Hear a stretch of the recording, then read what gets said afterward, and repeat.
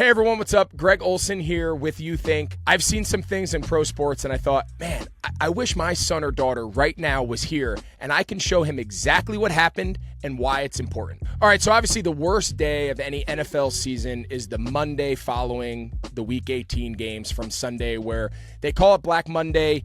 GMs are fired, coaches are let go, coordinators, position coaches. That's usually the start. That Monday kind of kicks off that week or two where we see a lot of change. Change is inevitable in the NFL circles, but really the lesson is change is inevitable in all areas of life, especially in the world of sports. And whether that's from youth sports all the way up through professional sports at the highest level like the NFL, change is inevitable, right? So what's the lesson? What can we apply, whether we're coaches, we're parents, we're young athletes, that we can learn by the really difficult aspects of sports, which is if you don't perform, and if you don't get the results that the powers to be want, they're going to make change, right? So I think the number one lesson in all of this is most guys get fired. Most coaches, most players, most guys struggle and get fired because once they get that new position, whether it's the head coach, the coordinator, the GM, they tend to lose what got them there. Say I'm an offensive coordinator and I'm only worrying about the game plan and I'm creative and I'm really confident in what I do and it's so good that it gets me a head coaching job.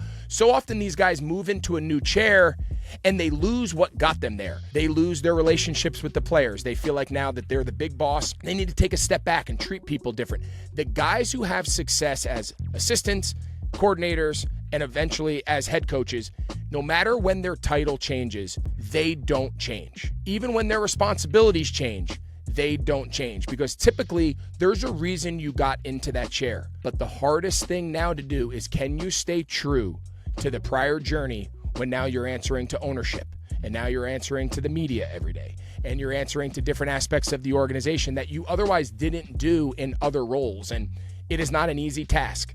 Being a football coach is not an easy world. It is not for the faint of heart, but I think we can apply it to all of it, and we can apply it to our youth sports teams that we create. Culture, relationships, interacting with our parents.